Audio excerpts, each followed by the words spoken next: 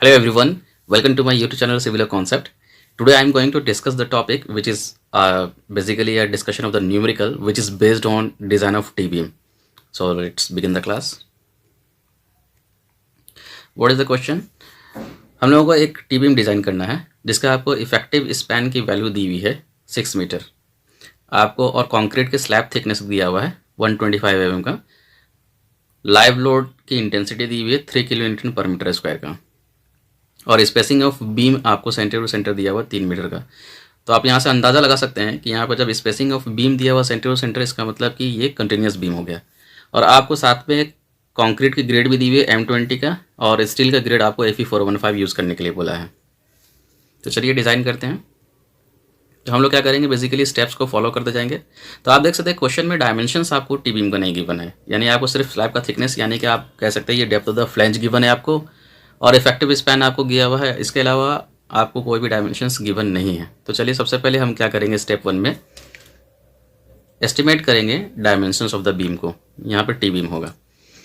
जैसा कि मैंने बताया था कि ये जो आपका जो बीम है इसका सेंटर टू सेंटर डिस्टेंस, यानी कि कहने का मतलब बीम की जो स्पेसिंग दी हुई है सेंटर टू सेंटर 3 मीटर का दिया हुआ है, यानी कि ये कंटिन्यूस बीम हो गया। आपको एस्टिमेट करना पड़ेगा effective width of the flange, आपको ग्रॉस डेप्थ निकालना पड़ेगा, इफेक्टिव कवर आपको एज्यूम करना पड़ेगा। तो चलिए देखिए, हम थंब रूल से जानते हैं कि डेप्थ ऑफ द बीम आप कहाँ से कहाँ तक वेरी करता है, L/12 से L/10 तक। यहाँ पर बेसिकली मैंने स्पैन बाय 10 ले लिया है। तो स्पैन आपका 6000 आपको गिवन है। आप इसको 10 से डिवाइड करेंगे तो आपका जो estimated depth of the beam आ जाएगा वो 600 mm का आएगा, जिसको मैंने ग्रॉस डेप्थ अज्यूम कर लिया है। यानी मैंने ग्रॉस डेप्थ कितना ले लिया, 600 mm का। और मैंने एज्यूम किया है कि आप इफेक्टिव कवर 25 mm का प्रोवाइड कीजिए। तो उस कंडीशन में आपका इफेक्टिव डेप्थ कितना निकल कर आएगा, आप ग्रॉस डेप्थ में से इफेक्टिव कवर को माइनस करेंगे तो आपका इफेक्टिव डेप्थ निकल जाएगा, डेट इज़ 575 mm यहाँ से निकल कर आ गया। हम क्या कर रहे हैं कि जो वेब का जो थिकनेस है उसको 300 mm अज्यूम कर ले रहे हैं।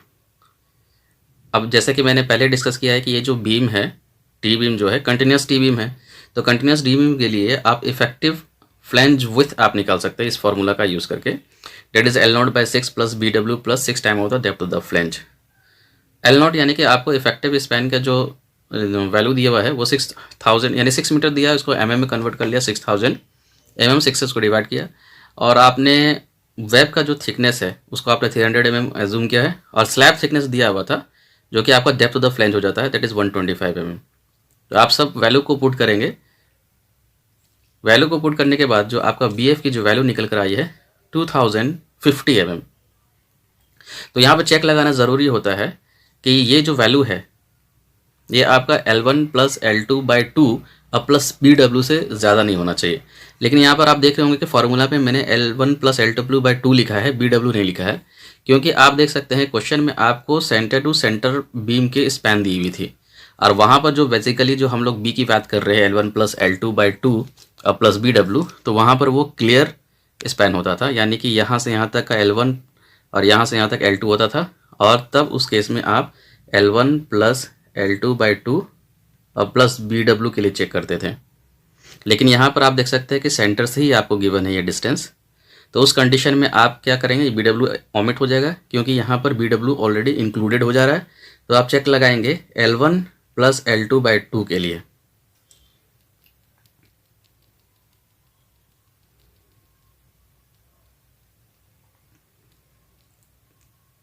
यानी कि आपका जो इफेक्टिव विथ आया है फ्लैंज का वो वैल्यू आपको एक्सीड नहीं करना चाहिए इस वैल्यू से, ठीक है।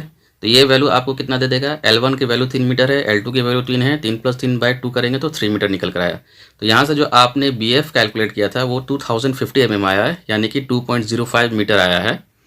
और आपका जो लिमिट दिया है यानी कि इससे एक्सीड नहीं करना चाहिए 3 मीटर से, तो ये एक्सीड नहीं कर रहा है, तो इसलिए आपका जो इफेक्टिव विथ ऑफ द जो फ्लैंज निकल कर आया है वो ओके है।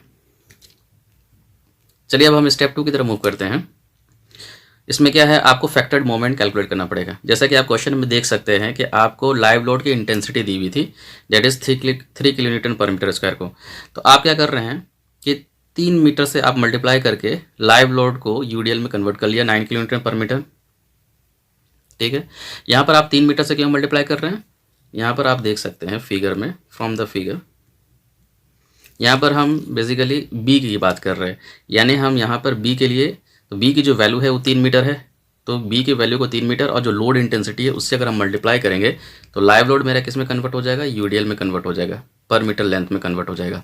तो 9 किलोमीटर पर मीटर यहाँ से निकल कर आया। अब यह कर रहे हैं क्या कि आप जो टी बीम है उसको 2 पार्ट में डिवाइड कर लीजिए, स्लैब के लिए और रिप के लिए, यानी स्लैब वाला पोर्शन के लिए। तो यहाँ से जो डेड लोड स्लैब के लिए निकालेंगे वो 3 मीटर जो आपका बी की जो वैल्यू है, और थिकनेस ऑफ द स्लैब कितना है 125 mm है, जिसको कन्वर्ट कर लिया है मीटर में, डेट इज़ 0.125 आया है मीटर में। और 25 क्या है यहाँ पे, 25 क्या है, ये आपको स्पेसिफिक वेट है किसका, आरसीसी के 25 किलोन्यूटन पर मीटर की होता है। जब आप सॉल्व करेंगे तो ये यूडीएल में कन्वर्ट हो जाएगा 9.375 किलोन्यूटन पर मीटर।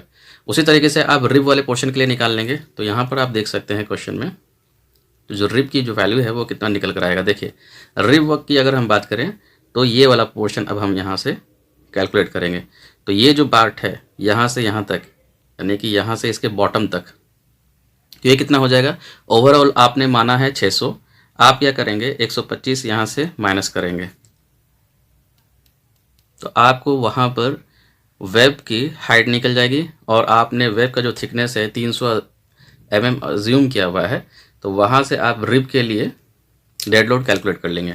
तो ये देखिए वेब का जो हाइट है और ये वेब की थिकनेस है 0.3 यानी 300 mm किए थे, उसको 25 से मल्टीप्लाई कीजिए, आपको ये कन्वर्ट हो गया यूडीएल में, डेट इज़ 3.5625। टोटल लोड निकाल लीजिए, यानी कि इसको और इसको ऐड कर लीजिए, तो आपका टोटल लोड निकल जाएगा 21.9375 किलोमीटर पर मीटर। लेकिन ये टोटल लोड है, कहने का मतलब ये कैसा लोड कहलाता है, इसको हम लोग कहते हैं सर्विस लोड या वर्किंग लोड। ओके, तो हम क्या करेंगे, इसको डिज़ाइन लोड में कन्वर्ट करेंगे, जिसको हम फैक्टर लोड भी कहते हैं। तो डिज़ाइन लोड में कन्वर्ट करने के लिए हम क्या करेंगे, partial safety factor of load यानी कि 1.5 से क्या करेंगे, मल्टीप्लाई करेंगे। तो मेरा जो फैक्टर्ड लोड निकल कर आया 32.9 किलोन्यूटन पर मीटर का निकल कर आया। अब इस लोड के लिए हम फैक्टर्ड मोमेंट कैलकुलेट करेंगे, तो क्या हो जाएगा WL²/8। सॉल्व करने पर जो वैल्यू आएगी 148.05 किलो न्यूटन मीटर, यानी आपने क्या किया, फैक्टर मोमेंट का वैल्यू निकाल लिया। अब क्या कर रहे हैं कि स्टेप 3 में हम करेंगे एस्टिमेट लीवर आर्म को। जैसे कि मैंने प्रीवियस क्लास में भी आपको बताया कि सबसे पहले क्या करते हैं, लीवर आर्म को एस्टिमेट करते हैं, लेकिन यहाँ पर डायमेंशंस नहीं गिवन था, इसलिए वो स्टेप्स क्या हो गया, इसमें इंक्लूड हो गया। तो अब हम आते हैं लीवर आर्म कैलकुलेट करते हैं। तो इसका फॉर्मूला क्या है, D - DF/2 से आप एस्टिमेट कर सकते हैं। तो लीवर आर्म के लिए हम करेंगे D का वैल्यू 575 और DF का वैल्यू जो स्लैब का थिकनेस है 125 डिवाइडेड बाय 2 कर दिया। तो लीवर आर्म आपको यहाँ पर एस्टिमेट हो गया 512.5 mm का। अब आप क्या कर रहे हैं, स्टेप 4 में मैंने बताया था टेंसाइल रिइंफोर्समेंट को हम लोग एस्टिमेट करते हैं, यानी AST की वैल्यू निकालते हैं। तो उसको हम कैसे निकालते हैं, जो फैक्टर्ड मोमेंट आया उसको आप क्या कीजिए, जो टेंशन की वजह से मोमेंट प्रोड्यूस हो रहा है उसके बराबर कर दीजिए, यानी टेंशन इंटू लीवर आर्म कर दीजिए। हम जानते हैं कि टेंशन की वैल्यू क्या होगी 0.87 FY इंटू ST, और लीवर आर्म आपने ऊपर से कैलकुलेट किया हुआ है, वैल्यू को पुट करते हैं। तो फैक्टर्ड मोमेंट की जो वैल्यू है आपको 148.05 किलो न्यूटन मीटर था, तो न्यूटन mm में यहाँ पर रखेंगे तो 10⁶ से मल्टीप्लाई करेंगे और बाकी का वैल्यू आप एज इट इज़ बैठा दीजिए। यहाँ पर सिर्फ AST नहीं दिया हुआ है, तो आप यहाँ से इजीली AST कैलकुलेट कर सकते हैं, जिसकी वैल्यू निकल कर आई 800.105 mm²। हम क्या कर रहे हैं कि 16 mm का सरिया यहाँ पर as a tensile reinforcement use कर रहे हैं। तो 16 mm डायमीटर वाले कितने सरिये लगेंगे उसका हमको नंबर निकाल लेते हैं। तो टोटल जो AST है, यानी यहाँ से जो आप टोटल AST निकाले हैं उसको अगर एक सरिये के क्रॉस सेक्शनल एरिया से डिवाइड कर देंगे तो आपको नंबर ऑफ बार्स निकल जाएगा। तो इसको सॉल्व करने पर यानी 800.105 को डिवाइड कर दीजिए एक सरिये के क्रॉस सेक्शनल एरिया से, यानी π/4 इंटू 16², क्योंकि 16 mm वाला सरिया आप यूज़ कर रहे हैं, रिइंफोर्समेंट यूज़ कर रहे हैं। तो वैल्यू निकल गया है 3.9, यानी हम इसको 4 बार यूज़ कर सकते हैं 16 mm वाले। तो वही मैंने लिख दिया है, provide 4 bars 16 mm diameter as a tensile reinforcement. अब क्या कर रहे हैं कि AST प्रोवाइडेड, यानी ये एक्चुअल AST हो गया, यानी आप प्रोवाइड कर रहे हैं 4 सरिया 16 mm डायमीटर वाला।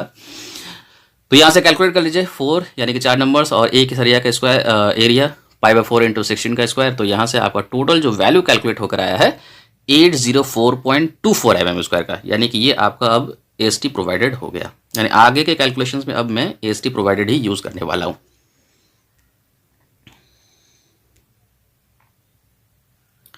अब हम मूव करते हैं स्टेप नंबर 5 की तरफ, जो कह रहा है कि find the position of neutral axis. यानी अब हमको न्यूट्रल एक्सिस का पोजीशन फाइंड करना है। तो इसके लिए हमने पहले बताया था कि एफ सी और एफ टी के बीच में कंपेयर करते हैं। तो एफ सी आपके लिए क्या है, 0.36 F C K B F into D F, जो वैल्यू है सब पुट कर दीजिए 0.36 एफ सी के, यानी कि जो आपका grade of the concrete M20 use किए।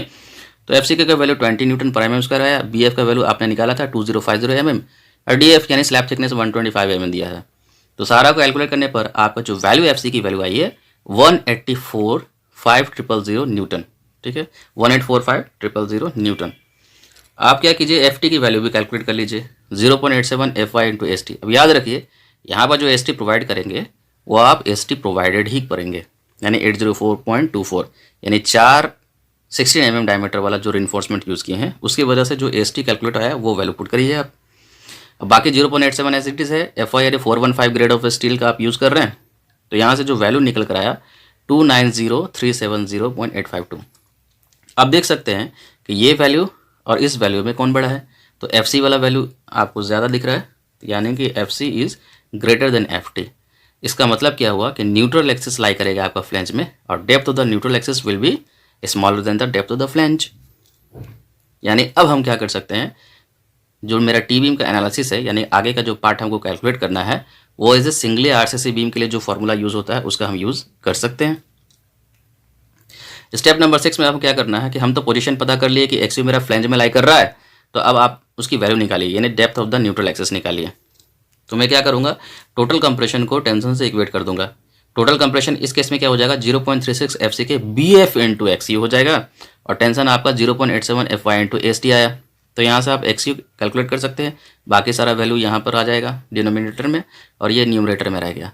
वैल्यू पुट कीजिए 0.87 F1 एफ वाई के लिए 415, और एस टी जो है प्रोवाइडेड जो आपने यूज़ किया जो नया कैलकुलेट होकर आया है 804.24 का, और divided by 0.36 into 20 into B F का जो वैल्यू आपने कैलकुलेट किया था 2050।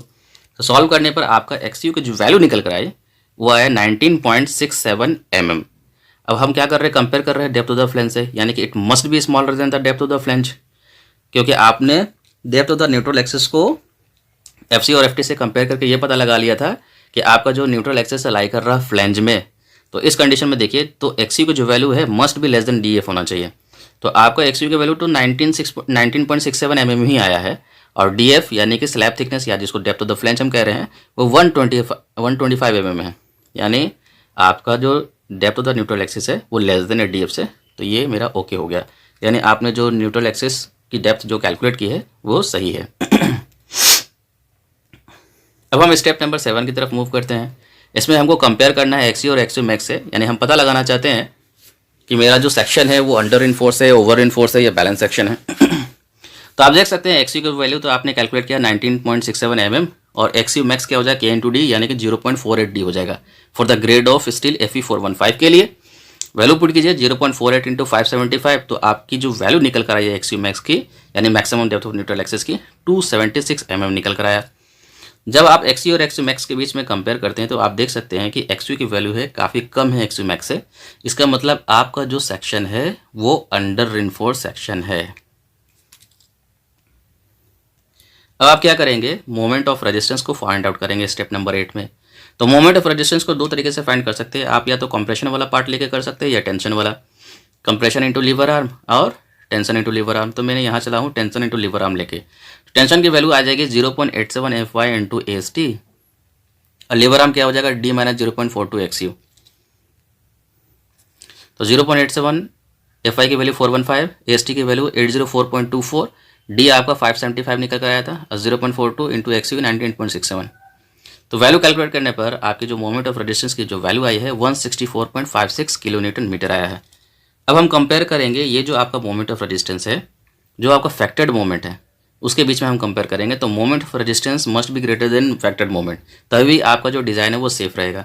तो यहाँ से आप देख सकते हैं इजीली कि आपका जो मोमेंट ऑफ रेजिस्टेंस निकल कर आया है वो 164.56 किलो न्यूटन मीटर है, और फैक्टर्ड मोमेंट जो था वो 148.05 किलो न्यूटन मीटर है। यानी आपका जो मोमेंट ऑफ रेजिस्टेंस है वो ज़्यादा है as compare to factored moment, यानी आपका जो डिज़ाइन है वो सेफ है। क्लियर है। अब हम क्या करते हैं, ओवरऑल इसका एक डिज़ाइन यहाँ से ड्रॉ कर लेते हैं, एक फिगर यहाँ से ड्रॉ कर लेते हैं। देखिए ये आपका क्या है कि आपका ये टी बीम है कंटिन्यूस, ये कंटिन्यूटी शो करता है। आपका जो effective width of the flange निकल कर आया था 2050 का, और ग्रॉस जो डेप्थ था आपका वो 600 mm मैंने अज्यूम किया था। यहाँ से देख सकते हैं क्लियर कवर मैंने 25 mm का प्रोवाइड किया है, तो इफेक्टिव डेप्थ की वैल्यू आप इजीली कैलकुलेट कर लिए, यानी ग्रॉस डेप्थ और माइनस इफेक्टिव कवर, तो निकल कर आया 575 mm। और यहाँ पर आप देख सकते हैं जो आपका वेब जो थिकनेस है 300 mm है। और ये जो है मेरा नंबर ऑफ बार्स मैंने AST के जो प्रोवाइड किया, नंबर ऑफ बार्स कितने लगाया मैंने, 4 लगाया है। तो यहाँ पर ये डिटेल में वही लिखा है मैंने, 4 सरिये लगाया है मैंने, 4 इन्फोर्समेंट बार्स यूज़ किया है 16 mm डायमीटर वाला, और ग्रेड ऑफ द स्टील 415 है, FE 415 है। सो बेसिकली ये आपका डिज़ाइन था टी बीम का। चलिए मैं आशा करता हूँ कि आपको ये न्यूमेरिकल समझ में आया होगा। Thank you.